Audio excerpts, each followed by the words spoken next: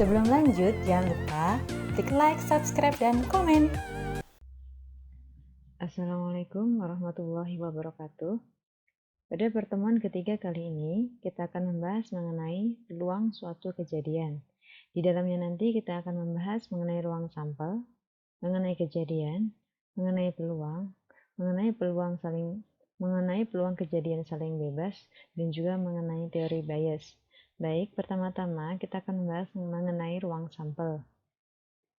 Berdasarkan definisi 3.1 tentang ruang sampel adalah semua hasil yang mungkin diperoleh dari sebuah eksperimen.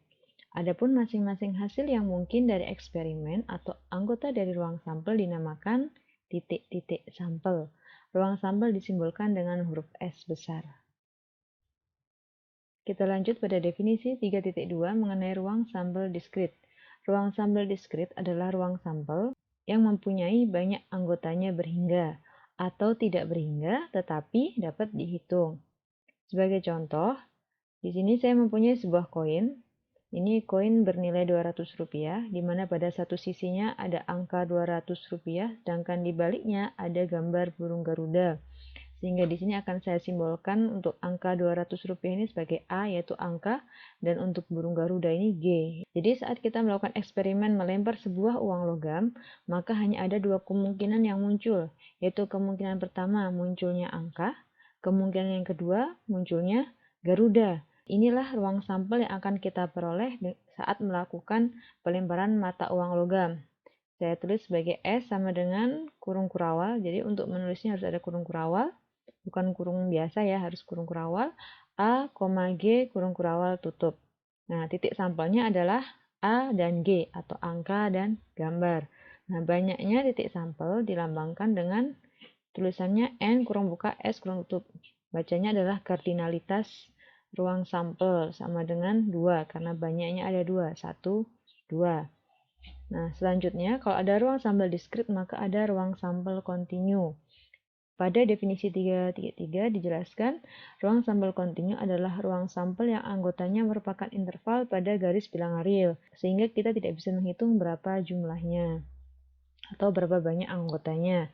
Sebagai contoh, ada perusahaan bola lampu Deva memproduksi sebuah bola lampu baru. Nah, kita akan melihat masa hidup bola lampu itu dalam jam. Maka ruang sampelnya dinotasikan seperti ini. Jadi dalam T, T-nya itu jam, T-nya lebih besar dari 0, dan kita tidak bisa menghitung banyaknya anggota dari ruang sampel S. Selanjutnya, saya beri contoh tambahan untuk ruang sampel diskrit. Yang pertama, misalnya ada sebuah dadu, kemudian kita melemparkannya. Maka ruang sampel yang kita dapatkan yaitu mata dadu 1, 2, 3, 4, 5, dan 6. Kemudian contoh yang kedua, misalkan ada 3 gelas yang akan dipilih secara acak dari hasil produksi suatu pabrik. Nah, tiap barang itu diperiksa dan digolongkan dalam dua kondisi, yaitu baik dan cacat. Jadi simbolnya B dan C. Nah, untuk mendapatkan ruang sampel dari eksperimen tersebut dapat dibuat sebuah diagram pohon sebagai berikut. Jadi saya ulang, ada sebuah pabrik yang memproduksi gelas, kemudian kita akan memilih 3 gelas dari semua yang diproduksi itu. Pada eksperimen ini, untuk bisa mendapatkan ruang sampel, kita gunakan diagram pohon. Nah, ini ada kondisi gelas yang baik dan cacat. Ada 3 gelas. Kemungkinan yang pertama, gelas ini adalah baik atau cacat. Nah, untuk kemungkinan yang ini, gelas pertama baik, untuk gelas yang kedua bisa baik, bisa cacat. Yang ini juga kemungkinan gelas pertama adalah cacat. Kemungkinan untuk gelas yang kedua bisa baik, bisa cacat. Seperti ini maksud saya. Kemudian, untuk gelas yang ketiga, bisa saja di sini adalah baik, bisa juga cacat. Begitu juga sampai dengan yang ke bawah seperti ini. Hingga kalau kita tuliskan kejadian yang mungkin muncul atau titik-titik sampelnya adalah baik, baik, baik. Kita tulis BBB. Atau bisa jadi baik, baik, cacat. Atau bisa baik, cacat, baik. Nah, seperti ini. Total ada 1, 2, 3, 4, 5, 6, 7, 8. Kalau kita tuliskan ruang sampelnya seperti ini. Nah, kalau nanti ada pertanyaan yang ditanyakan hanya berapa banyak titik sampel atau berapa banyak anggota ruang sampel, kita tidak perlu menjabarkannya. Kita bisa langsung hitung dengan cara kemungkinan kondisi gelas 1 ada 2, baik cacat. Ingat ya, ada 2. Kemudian untuk gelas 2 itu juga ada 2, baik dan cacat. Gelas 3 juga baik dan cacat. Karena ada 2 kemungkinan, 2 kemungkinan, 2 kemungkinan, maka banyaknya anggota ruang sampel tinggal kita kalikan saja. Seperti pada aturan perkalian pertemuan sebelumnya. 2 kali 2 kali 2, hasilnya 8. Nah, sama. Contoh lainnya, misalkan ditanyakan berapa banyak anggota titik sampel untuk pelemparan 2 buah mata dadu. Nah, cara menghitungnya seperti ini. Untuk satu mata dadu itu ada 6 titik sampel. Nah, berarti untuk 2 mata dadu tinggal dikalikan 6 kali 6, sehingga ada 36 buah titik sampel. Untuk contoh selanjutnya, misalkan yang ditanyakan adalah pelemparan uang koin dan mata dadu. Nah, tinggal kita kalikan saja. Mata dadunya ada 6, kemudian koin ada 2 kemungkinan, sehingga banyaknya titik sampel adalah 6 kali 2, yaitu 12 buah. Cara mengetahui titik sampelnya apa saja? Tinggal kalian gunakan diagram pohon seperti ini. Selanjutnya, kita bahas mengenai kejadian. Sebelum membahas mengenai kejadian, akan saya terangkan terlebih dahulu mengenai himpunan bagian. Di sini, misalkan A dan B adalah 2 buah himpunan. A disebut himpunan bagian dari B jika dan hanya jika setiap anggota pada A juga anggota pada B. A merupakan himpunan bagian dari B dinotasikan dengan A subset B. Banyaknya himpunan bagian B yang mungkin adalah 2 pangkat P, di mana P adalah banyaknya anggota dari B. Sebagai contoh, A adalah himpunan yang terdiri dari 2,6 dan D adalah anggota yang terdiri dari 1, 2, 3, 4, 5, 6. Apakah A merupakan himpunan bagian dari D atau bisa juga dibaca apakah A subset dari D? Untuk pertanyaan yang kedua, diketahui himpunan G anggotanya adalah A, B, C. Berapakah banyak himpunan bagian dari G yang mungkin? Sebutkan. Kita bahas. Untuk yang pertama, jawabannya adalah ya, karena setiap anggota A merupakan anggota D. Coba dilihat. Anggotanya adalah 2 yang pertama ya. Apakah 2 ada di D? Ada. Kemudian 6. Apakah 6 ada di D? Ada. Nah, karena semua anggotanya ada di D, maka A merupakan himpunan bagian dari D. Untuk yang nomor 2, jika ditanyakan banyaknya himpunan bagian dari G yang mungkin, maka kita hitung dulu banyaknya anggota himpunan G. Ada 1, 2, 3. Nah, kita tulis seperti ini. Kardinalitas himpunan G adalah 3. Kemudian, banyaknya himpunan bagian dari G, kita gunakan rumus ini, 2 pangkat P. P itu banyaknya anggota. Di sini P-nya adalah 3, sehingga 2 pangkat 3. 2 pangkat 3 sama dengan 8. Jadi, banyaknya himpunan bagian dari G adalah 8. Apa saja? Yang pertama pasti selalu ada himpunan kosong. Kemudian, himpunan bagian yang terdiri dari 1 anggota saja. Berarti ini tulis sendiri A, ini di dalam kurung kurawal A, kemudian ada lagi B, kemudian C.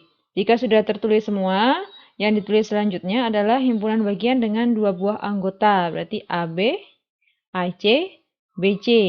Jika sudah semuanya, maka tulis himpunan bagian yang anggotanya adalah 3, A, B, C. Nah, karena ini sudah selesai, sudah tertulis semua, maka sudah selesai sampai di sini. Namun jika banyaknya anggota ada 4, maka akan masih terus ada himpunan bagian lainnya. Ini ada 1, 2, 3, 4, 5, 6, 7, 8. Sudah pas ya? Oke, selanjutnya. Definisi 3.4 mengenai kejadian. Kejadian adalah himpunan bagian dari ruang sampel S. Setiap himpunan bagian dari ruang sampel S merupakan suatu kejadian. Kita lanjutkan ke contoh soal. Contoh pertama, Salim melakukan pengundian 2 mata uang logam Rp500 secara sekaligus. Tuliskan ruang kejadian munculnya paling sedikit 1 buah angka. Untuk menuliskan ruang kejadian, maka pertama-tama kita perlu menuliskan ruang sampelnya. Nah, di sini untuk mata uang logam ada 2 kemungkinan yang keluar, yaitu A, angka, dan G, atau burung Garuda. Hanya saja, pada eksperimen ini kita menggunakan 2 buah mata uang logam, sehingga ruang sampel yang akan muncul adalah seperti ini. Jadi ini ruang sampelnya S, anggotanya ada atau titik sampelnya adalah AA, AG, GA, GG. AA artinya mata uang logam pertama muncul angka, mata uang logam yang kedua muncul angka juga. Kalau yang ini misalnya, ini mata uang logam pertama muncul burung Garuda, kalau yang kedua muncul angka. Nah, kejadian yang sedang kita bicarakan adalah paling sedikit satu buah angka. Sehingga kita cari mana titik-titik sampel yang minimal memuat satu buah angka. Coba dilihat di sini. Ini ada 2, berarti ini termasuk dari anggota ruang kejadian. Kemudian AG ada A-nya 1. Selanjutnya GA ada 1 juga. GG tidak ada sama sekali, berarti dia bukan anggota dari ruang kejadian. Nah, di sini saya misalkan E adalah kejadian munculnya paling sedikit A 1 buah. Kalian bisa memisalkan selain E, bisa F, bisa C, bisa D, terserah kalian. Kemudian ruang kejadian E adalah, jangan lupa dikasih kurung kurawal, AA, AG, dan GA. Kita lanjut ke contoh yang kedua. Cinti melakukan pengundian sebuah dadu. Tuliskan ruang kejadian dari munculnya mata dadu bilangan ganjil. Oke, untuk sebuah dadu, ruang sampelnya adalah 1, 2, 3, 4, 5, 6. Nah, kejadian yang sedang kita bicarakan adalah kejadian munculnya mata dadu bilangan ganjil. Nah, kita cari mana bilangan ganjil. 1, 3, 5. Dari sini kita misalkan B adalah kejadian munculnya mata dadu bilangan ganjil. Sehingga ruang kejadian B adalah, jangan lupa ada kurung kurawal, 1, 3, 5. Selanjutnya kita bahas mengenai peluang. Definisi 3.6 mengenai peluang. Peluang kejadian A disimbolkan dengan P kurung buka A kurung tutup, yaitu peluang kejadian A atau kemungkinan terjadinya suatu kejadian A. Nilai peluang dari kejadian A itu nilainya ada di antara 0 sampai dengan 1. Jadi bisa jadi kejadiannya bernilai 0. Kalau kejadiannya bernilai 0 itu berarti disebut kemustahilan. Yang di sini angka 1 berarti suatu kepastian. Maksudnya kemustahilan adalah misalnya kalian melakukan eksperimen melemparkan mata dadu. Nah, mata dadu kan isinya 1, 2, 3, 4, 5, 6. Kemudian yang ditanyakan kejadian munculnya gambar Garuda. Jelas itu adalah suatu kemustahilan. Kemudian untuk peluang kejadian sama dengan 1, itu artinya tadi adalah kepastian. Sehingga sebagai contohnya, misalkan ada eksperimen pelemparan mata dadu, kemudian ditanyakan kejadian munculnya mata dadu 1, 2, 3, 4, 5, dan 6. Nah, itu kan pasti keluar. Jadi pasti nanti adalah 1. Nah, nilainya nanti antara 0 sampai 1, jadi bisa 0,1, bisa 0, 0,1, 0,2, sampai dengan 1. Tidak mungkin lebih dari 1. Kemudian di sini peluang kejadiannya munculnya ruang sampel adalah 1. Seperti tadi yang saya contohkan. Kemudian poin yang keempat, jika terdapat 2 kejadian saling lepas, artinya A1 iris A2 sama dengan himpunan kosong, maka peluang kejadian A1 union A2 adalah peluang kejadian A1 ditambah peluang kejadian A2. Ingat ya, ini iris atau irisan, atau anggota-anggota yang sama A1 dan A2 ada yang sama atau tidak. Nah, kalau ada berarti di sini nanti ada anggotanya. Kalau tidak ada, dia adalah himpunan kosong. Sedangkan di sini artinya union atau gabungan. Nah, gabungan kejadian A1 dan A2 dicari peluangnya.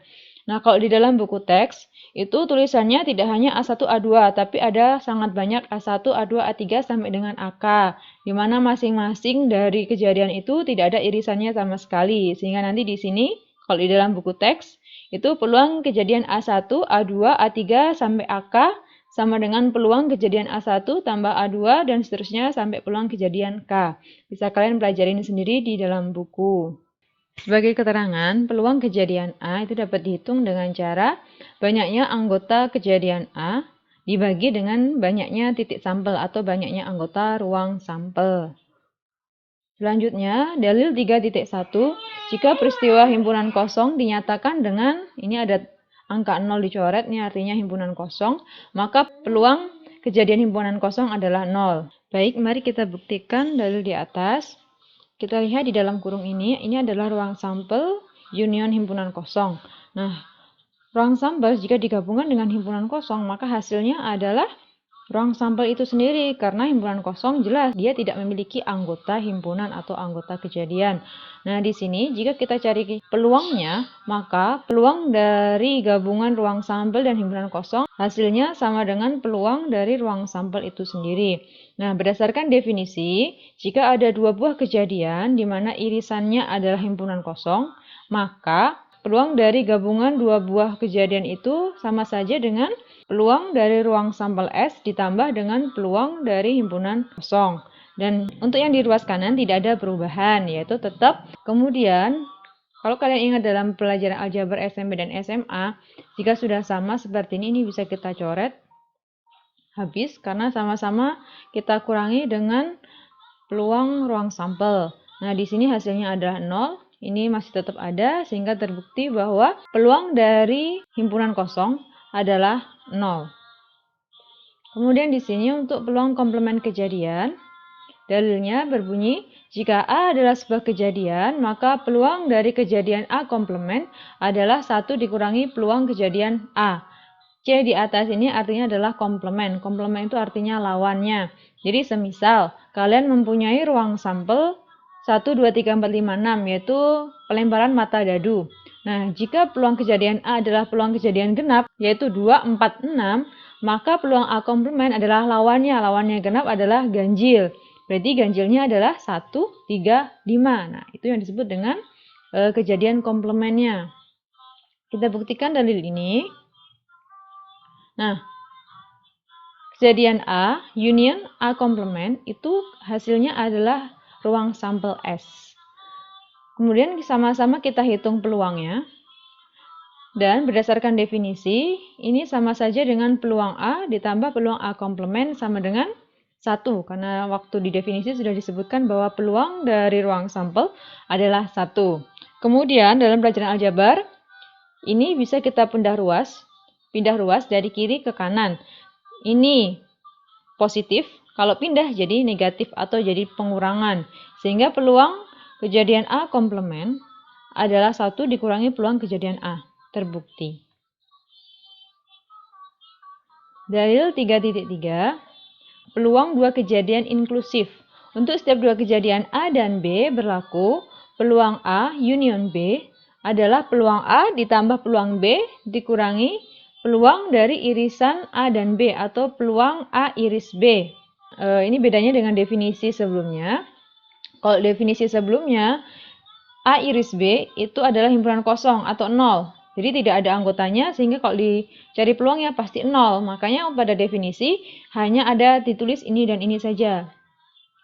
Nah, untuk yang peluang kejadian inklusif ini, dia memiliki irisan, sehingga peluang dari A union B adalah peluang kejadian A ditambah peluang kejadian B dikurangi peluang dari kejadian A iris B. Kita lanjut ke contoh soal. Rizwani melakukan pengundian 2 buah mata uang logam Rp500. Misalkan D adalah kejadian tidak akan diperoleh gambar Garuda, maka hitunglah peluang dari D komplement. D ini adalah kejadian tidak akan diperoleh Garuda. Padahal di sini uang logam itu munculnya adalah A atau G, angka atau burung Garuda. Dan di sini ada 2 buah mata uang. Kemudian di sini D, kejadian tidak akan diperoleh gambar Garuda. Berarti cari titik sampel yang dimana dia tidak ada G-nya sama sekali. Berarti jelas yang dimaksud dengan kejadian D adalah AA. Karena di sini tidak ada Garuda. Nah, ini ya. Maka berapa peluang kejadian D? Nah, di sini kejadian D ini hanya memiliki 1 anggota. Berarti kita tulis 1. Kemudian di sini banyaknya anggota dari ruang sampel atau banyaknya titik sampel ada 1, 2, 3, 4. Sehingga 1/4. Masih ingat kan ya rumus dari mencari peluang, yaitu banyaknya kejadian A per banyaknya anggota dari ruang sampel. Sehingga di sini untuk mencari peluang dari kejadian D komplement adalah 1 dikurangi peluang kejadian D. Sehingga 1 dikurangi 1/4. Nah, di sini satunya ini silahkan kalian samakan penyebutnya menjadi 4/4. Nah, 4 kurangi 1, 3/4. Saya yakin kalian masih bisa perhitungan pecahan. Contoh selanjutnya, misalkan sebuah kelas terdiri atas 10 orang mahasiswa laki-laki dan 20 orang mahasiswa perempuan. Dengan setengah dari jumlah mahasiswa laki-laki dan setengah dari jumlah mahasiswa perempuan mempunyai rambut berbentuk lurus. Apabila seorang mahasiswa dipilih secara acak untuk mengerjakan soal di papan tulis, maka hitung peluang bahwa mahasiswa yang terpilih itu adalah mahasiswa laki-laki atau mahasiswa yang mempunyai rambut lurus. Pada contoh soal ini, jangan sampai tertipu bahwa yang di sini ditanyakan adalah mahasiswa laki-laki atau mahasiswa yang mempunyai rambut lurus, bukan mahasiswa laki-laki atau mahasiswa perempuan.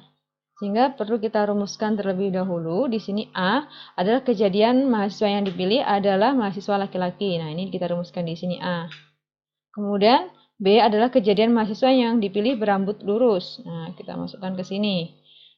A iris B adalah kejadian mahasiswa yang dipilih laki-laki dan berambut lurus. Kemudian kita cari dulu peluang kejadian A. Ingat ya rumusnya, peluang kejadian A berarti banyaknya anggota A per banyaknya anggota ruang sampel.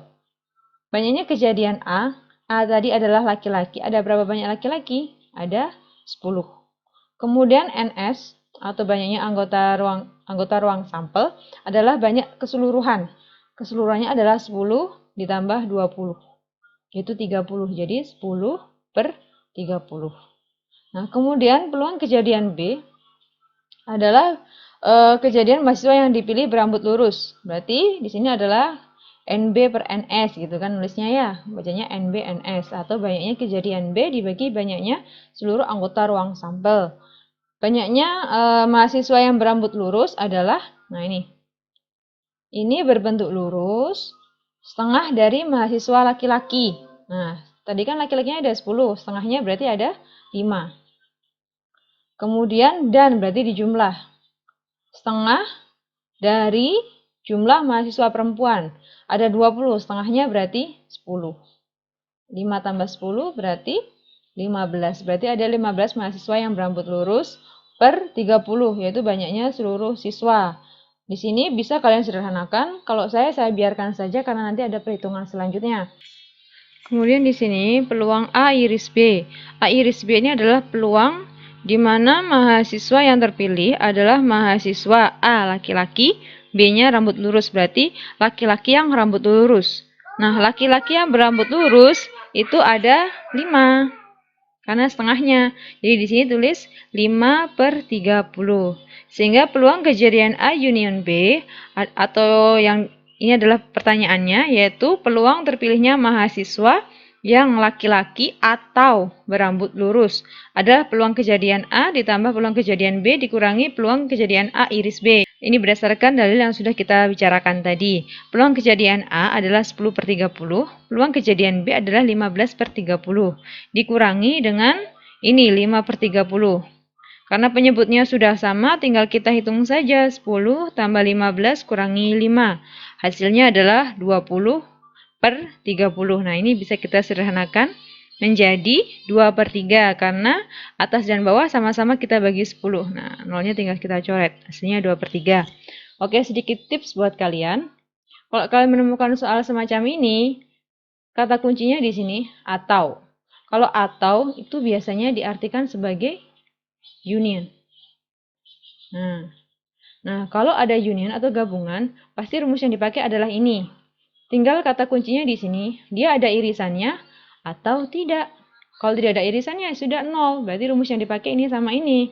Kalau ada irisannya, berarti ini. Nah, kata kunci dari irisan adalah adanya kata dan. Dan itu berarti ada irisan antara dua buah kejadian itu. Oke, lanjut.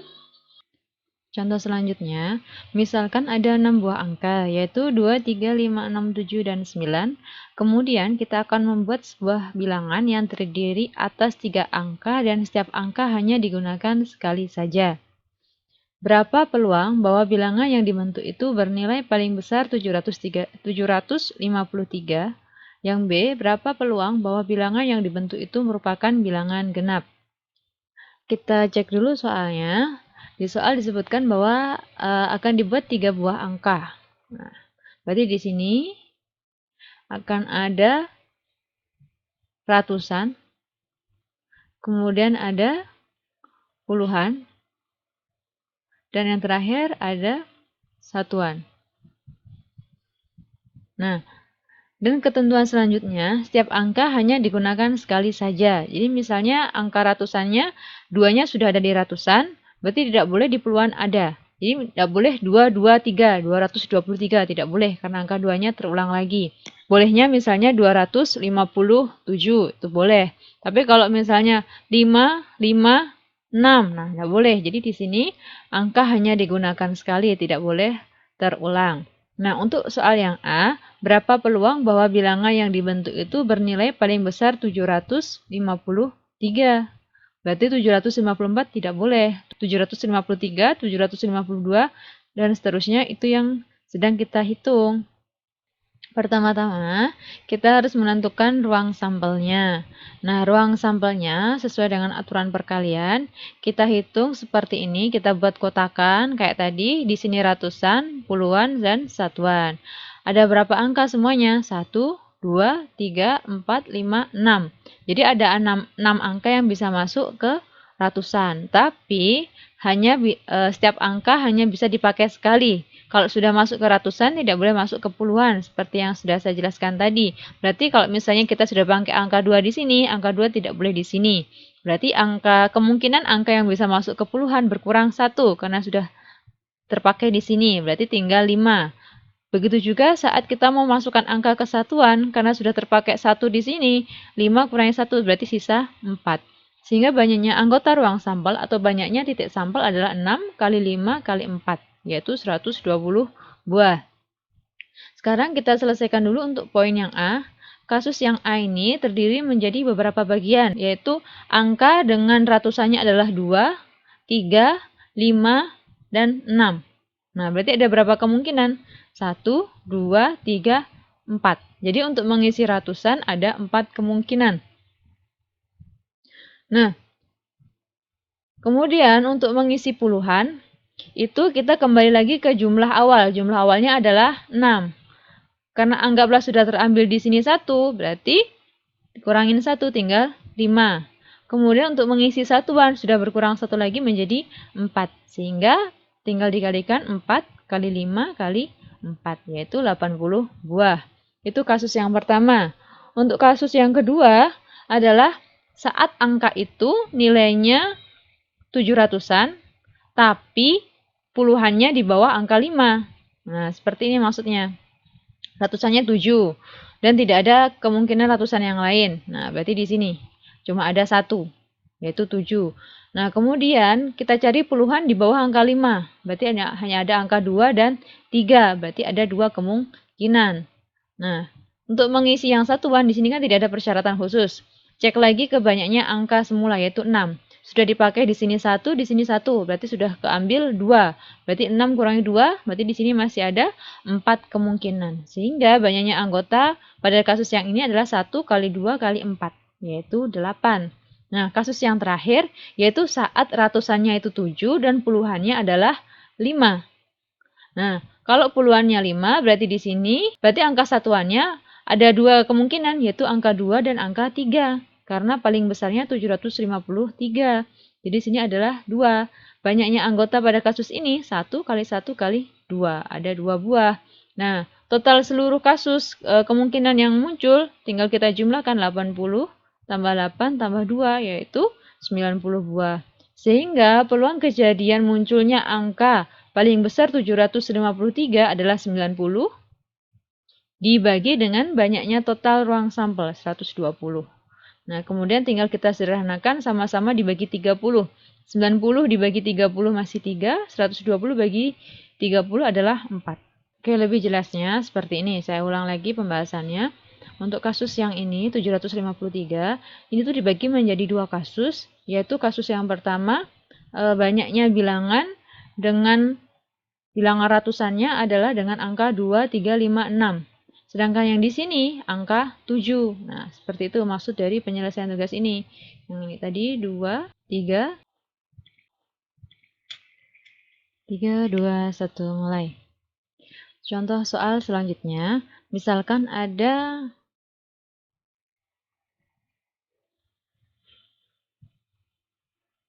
Kemudian untuk kasus yang selanjutnya, yaitu saat puluhannya adalah 5. Nah, jadi totalnya ada 3 kasus. Ini kasus yang pertama, saat ratusannya 2, 3, 5, 6. Ini dia di sini. Kemudian, ini kasus saat ratusannya adalah 7, dan puluhannya adalah 2 dan 3. Di mana puluhannya terserah, karena masih di bawahnya 50 jelas. Kemudian yang ketiga adalah kasus yang ini, saat ratusannya 7 dan puluhannya 5. Sehingga mau tidak mau satuannya hanya ada 2 kemungkinan, 2 dan 3. Ini saya harap paham ya sampai sini ya. Untuk poin yang B. Nah, poin yang B adalah yang ditanyakan peluang terbentuknya bilangan genap. Ini ruang sampelnya tadi sudah saya jelaskan. Untuk bilangan genap, yang perlu kalian perhatikan adalah pada bagian satuannya. Jadi ini ratusan, ini puluhan, dan ini satuan.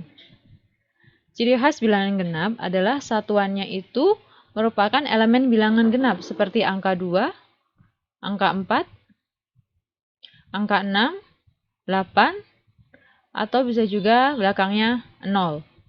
Nah, kalau kita lihat dari angka yang tersedia di sini, bilangan genapnya adalah 2 dan 6. Sehingga ratusannya hanya ada 2 kemungkinan yang bisa masuk, yaitu angka 2 dan angka 6. Nah, kemudian dari belakang, kita jalan ke depan. Nah, kalau yang soal yang tadi kan kita berjalannya dari depan ke belakang. Nah, kalau untuk bilangan genap, berjalan dari belakang ke depan. Nah, untuk mengisi puluhan ini kita cek dulu banyaknya angka yang asli, yaitu ada totalnya sebenarnya ada 6.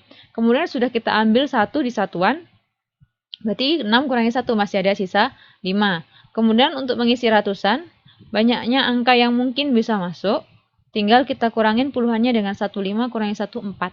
Sehingga banyaknya adalah 4 kali 5 kali 2, yaitu 40. Sehingga peluang munculnya bilangan genap dengan angka-angka yang sudah tersedia ini adalah 40 per 120, yaitu 40 ini banyaknya anggota B, 120 banyaknya anggota S. Ya, sekali lagi saya ingatkan, peluang kejadian B itu berarti NB per NS. Kardinalitas kejadian B dibagi kardinalitas ruang sampel. Sehingga kemudian ini kita sederhanakan sama-sama dibagi 40. 40 tinggal 1, 120 bagi 40 tinggal 3. Hasilnya 1/3. Selanjutnya, Tutus mempunyai sebuah kotak berisi 15 buah kelereng, terdiri atas 7 buah kelereng kuning dan 8 buah kelereng putih. Kemudian dia mengambil 5 buah kelereng secara sekaligus. Berapa peluang bahwa dari 5 buah kelereng yang terambil itu 3 buah diantaranya berwarna kuning? Nah, kita cek dulu soalnya di sini. Lihat ada 15 buah kelereng. Nah, ada 15 buah kelereng. Kemudian terdiri dari 2 warna, yaitu 7 buah kuning dan di sini dia mengambil 5 buah kelereng secara sekaligus. Dan dari 5 ini 3 diantaranya kuning. Kalau 3-nya kuning berarti masih ada berapa? Masih ada 2. 2-nya adalah putih. Nah, itu maksud dari soalnya. Berapa peluang terjadi kemungkinan seperti ini? Kita bahas. Ini dia. Kita cari dulu banyaknya anggota ruang sampel atau banyaknya titik sampel. Kita pakai kombinasi karena di sini ada 15 buah dan kita ambil hanya 5. Nah, itu berarti pakai kombinasi, bukan permutasi. Kombinasi 5 dari 15. Masih ingat ya caranya ya. 15 faktorial per 5 faktorial. 15 dikurangi 5 faktorial. Ini faktorialnya di luar ya. Ini kesalahan tulis. Kemudian ini tetap 15 faktorial, 5 faktorial, tetap 15 kurangi 5 adalah 10 faktorial. Dari sini kira-kira mana yang bisa dicoret? Ya, yang ini ya, 15 faktorial sama 10 faktorial. Berarti yang 15 ini kita uraikan agar keluar angka 10 faktorial, yaitu 15, 14, 13, 12, 11, 10 faktorial. Nah, yang 5 faktorial ini kan tidak kita coret-coret, berarti kita uraikan saja biar gampang hitungnya. 5 kali 4 kali 3 kali 2 kali 1. Kemudian ini 10 faktorial. Sekarang tinggal kita coret. Nah, ini 5. 5 kalau kali 3 kan 15. Berarti di bawah punya 15, atas juga punya 15. Kita coret. Nah, kemudian di sini ada angka 4. 4 ini bisa kita coret dengan 12 ini. 12 bagi 4 hasilnya 3. Ini 3. Ini juga bisa dicoret dengan atas. Ini hasilnya 7.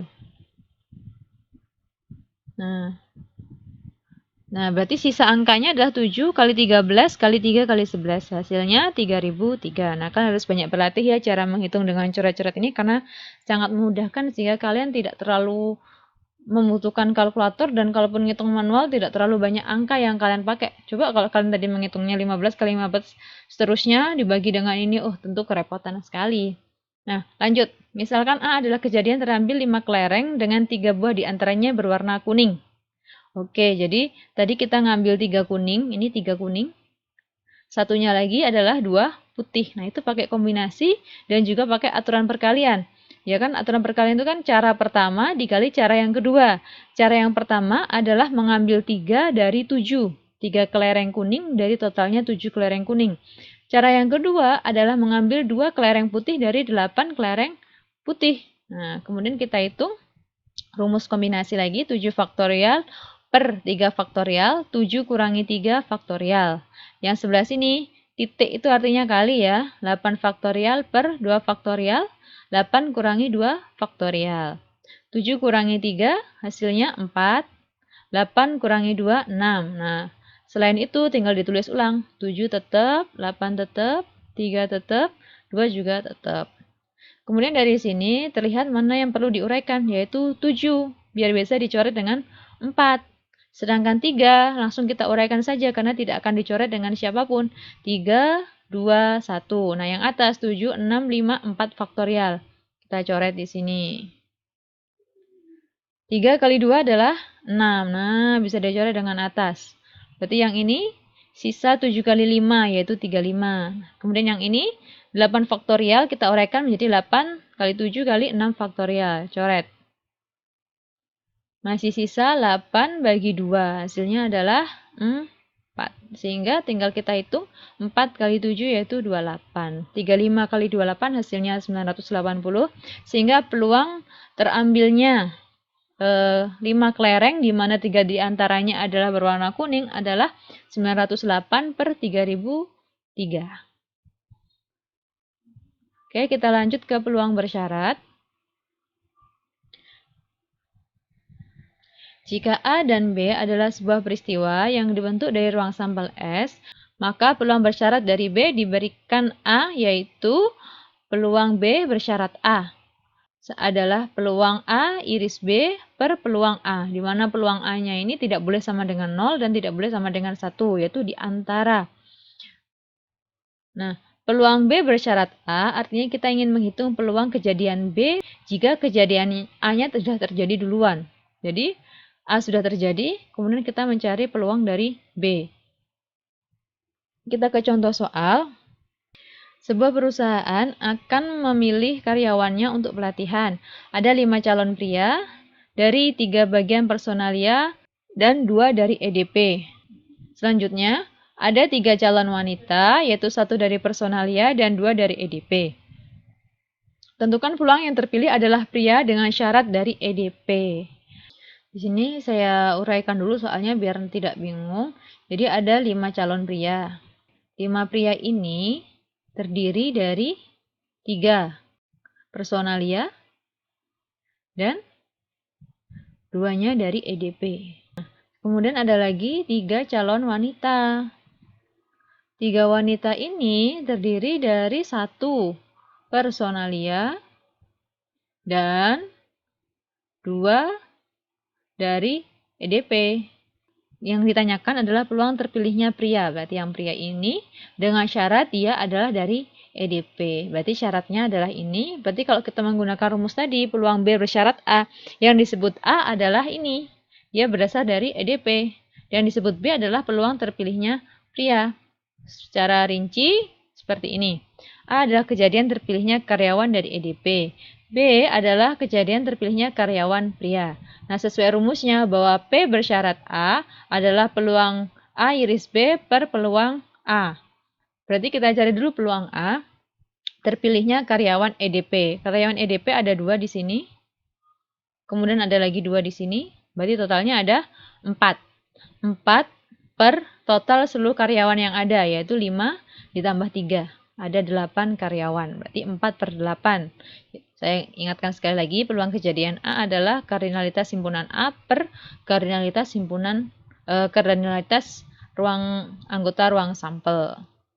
Kemudian di sini peluang A iris B. Jadi peluang terjadinya terpilih karyawan EDP dan dia adalah pria.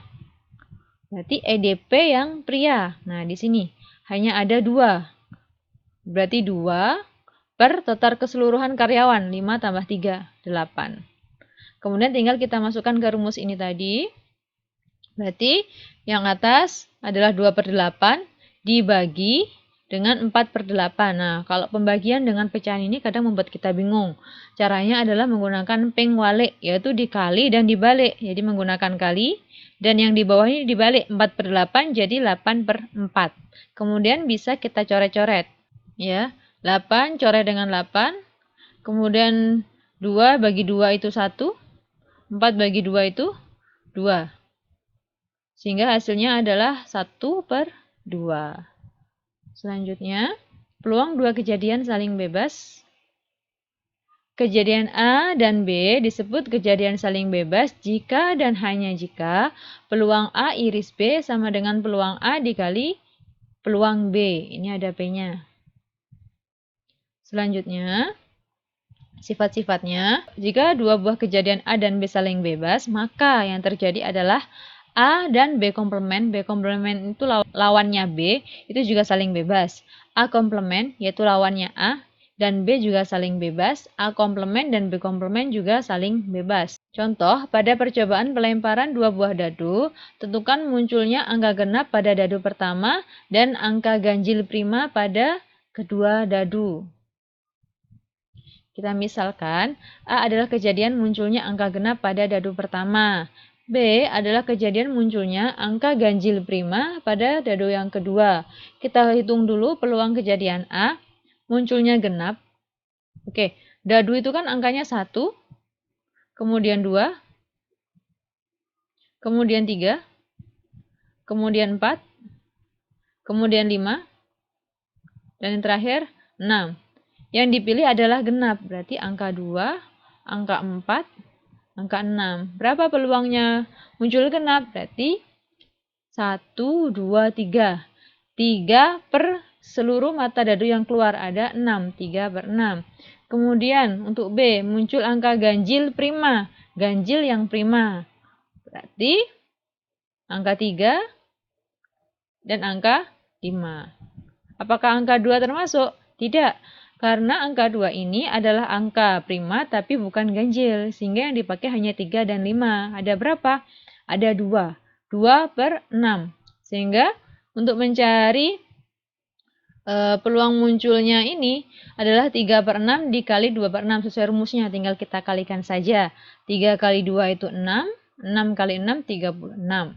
Sehingga di sini sama-sama disederhanakan 6 bagi 6, 1. 36 bagi 6 adalah 6. Ciri khasnya soal seperti ini adalah ada kata dan. Nah, kalau kalian nemu kata dan, besar kemungkinan atau biasanya pasti dia pakai rumus ini. Nah, kalau pakai kata atau, berarti pakai yang union. Ini kan iris. Satunya lagi kan pakai union. Oke, selanjutnya kita masuk ke dalil bias.